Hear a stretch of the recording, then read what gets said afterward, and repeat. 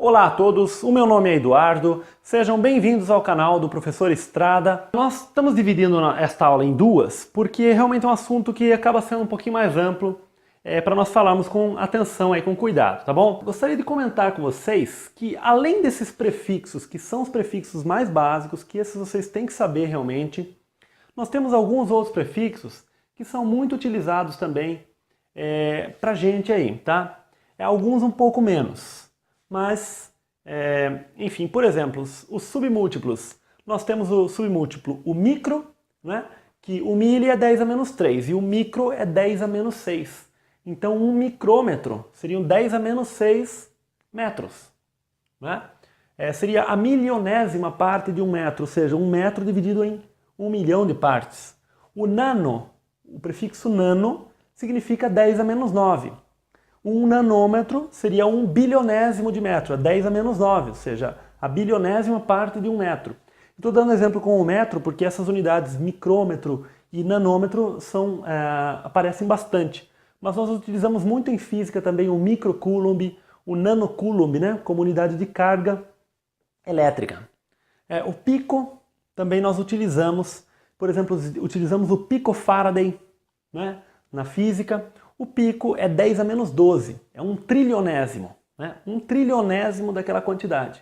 Apenas a título de curiosidade, o picômetro, né, é 10 a menos 12 metros, né? Ou seja, seria 1 metro dividido em 1 trilhão de partes, isso é um picômetro. A título de curiosidade, o diâmetro de um átomo padrão aí de hidrogênio é em torno de 75 picômetros, né? 75 vezes essa quantidade. Então, nós vemos que existe uma aplicação para isso, existe utilidade para nós sabermos essas unidades menores, né? Essas três eu diria que também são interessantes vocês saberem, porque elas costumam aparecer aí também. Mas menos do que isso, não aparece tanto para vocês. Agora, com relação aos múltiplos, eles aparecem muito na informática. Tá?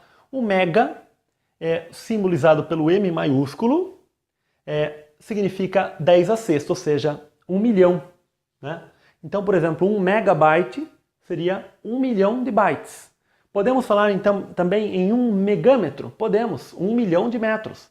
1 megagrama? Podemos, 1 milhão de gramas. Né? Assim por diante. O giga, que seria 1 bilhão. Né? Nós falamos muito em informática no gigabyte, né? Seria 1 bilhão de bytes. O tera seria aí 10 a 12, 1 trilhão, né, de unidades, no caso de bytes, de metros, né, de qualquer coisa. Lembrando, pessoal, que na informática em particular, esta questão do sistema decimal não é tão respeitada. Né? Porque nós temos a base 2 que eles utilizam, então, na verdade, acaba sendo o 1000 para eles é 1024. Né? Então acaba tendo uma pequena diferença, mas a título de curiosidade, exemplifica bem aqui para vocês. Essas três, eu diria como essas daqui, que também é interessante vocês saberem também. Mas esta aqui eu coloquei a título de curiosidade, porque o zeta, que seriam 10 a 21, 10 elevado a 21. Veja, 10 elevado a 12 já é 1 trilhão. Vamos pensar no terabyte.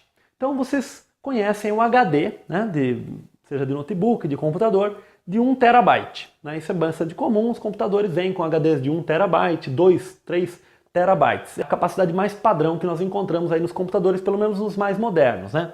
Alguns aí vêm com 500 gigabytes, né, que é metade de 1 terabyte.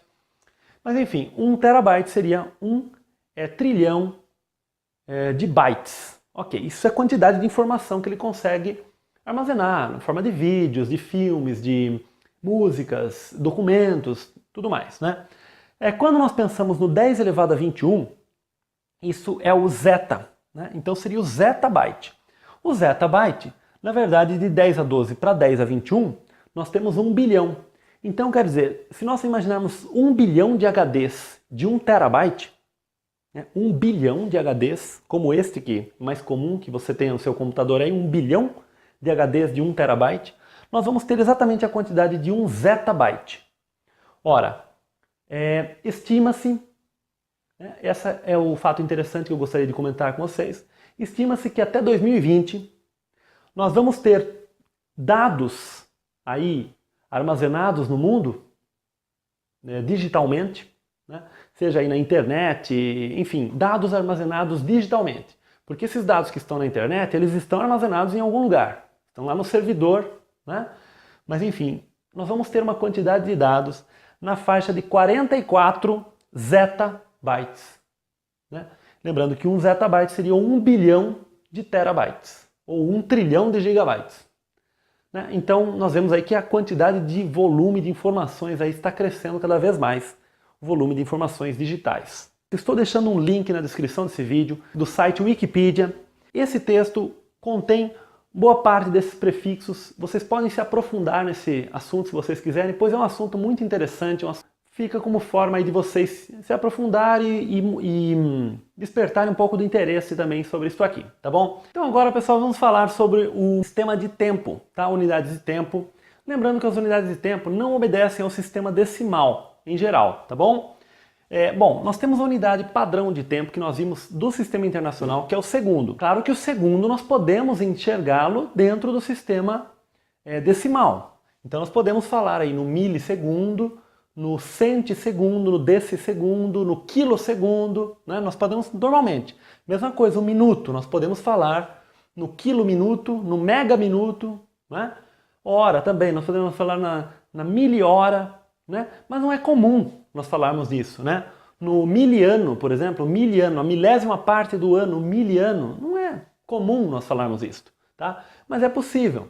Mas a questão é que ele não entra no sistema decimal é quando nós pensamos na conversão de uma unidade dessas para outra. Então basta que nós lembremos aqui, pessoal, que 1 minuto tem 60 segundos. Portanto, para converter de minuto para segundo, nós multiplicamos por 60. 1 hora possui 60 minutos. Um dia possui 24 horas. Um mês possui 30 dias. E um ano possui 12 meses. Então nós vamos fazendo as multiplicações para converter de uma unidade para outra. E se nós queremos o caminho inverso, nós vamos dividindo. Então dividimos de segundo para minuto por 60, em vez de multiplicar, dividimos, né? Vamos dividindo. Quando nós fazemos esta conta aqui, quando nós multiplicamos o ano, que tem 12 meses por 30 dias, que seria o número de dias de cada mês, essa conta resulta 360, né? Então esse é o chamado ano comercial, que os matemáticos financeiros utilizam, o ano com 360 dias. Então nesta conta acaba surgindo aí o ano com 360 dias. A título de curiosidade, gostaria de fazer com vocês um cálculo aqui. E esse cálculo é o seguinte: quantos segundos possui um ano? Um ano, ele possui 12 meses, ok? 12 meses. Mas cada mês possui 30 dias. Então eu vou multiplicar 12 por 30. Então, como eu tenho 12 meses vezes 30 dias, eu estou calculando aqui quantos dias possui um ano. Ok. Agora eu já tenho o número de dias de um ano, eu vou multiplicar por 24. E agora eu tenho o número de horas que tem um ano. E agora eu multiplico por 60 para encontrar o número de minutos que possui um ano. Multiplico por 60 de novo e agora eu tenho o número de segundos que possui um ano. Então 12 vezes 30 vezes 24 vezes 60 vezes 60 segundos. Essa é a quantidade de segundos de um ano. Eu vou fazer essa conta numa calculadora e colocar o resultado ali para vocês. Não é uma conta difícil de fazer, mas para agilizar, vou fazer numa calculadora. Isso aqui resultou então 31.104.000 segundos. Esta é a quantidade de segundos que possui um ano. Bom, mas para que eu quis fazer isso com vocês? Vejam só, pessoal. Meu objetivo aqui é o seguinte: nós temos que a velocidade da luz é igual a 300.000 km por segundo, tá? Então esta é a velocidade da luz no vácuo, tá? E aproximadamente no ar também. A velocidade da luz é cerca de 300.000 km por segundo. Então, qual é a ideia? Como a velocidade, a razão do espaço percorrido, do deslocamento, pelo tempo, se nós multiplicarmos a velocidade pelo tempo, nós temos justamente o espaço.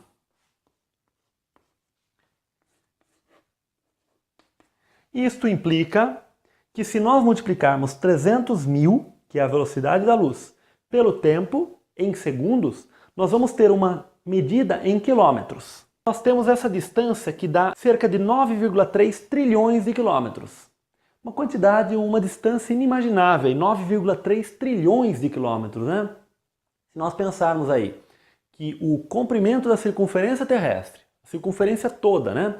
Dar uma volta pela linha do Equador, tem cerca de 40 mil quilômetros, aqui nós temos 9,3 trilhões de quilômetros, né? Então, quer dizer, quantidade realmente astronômica, literalmente, né?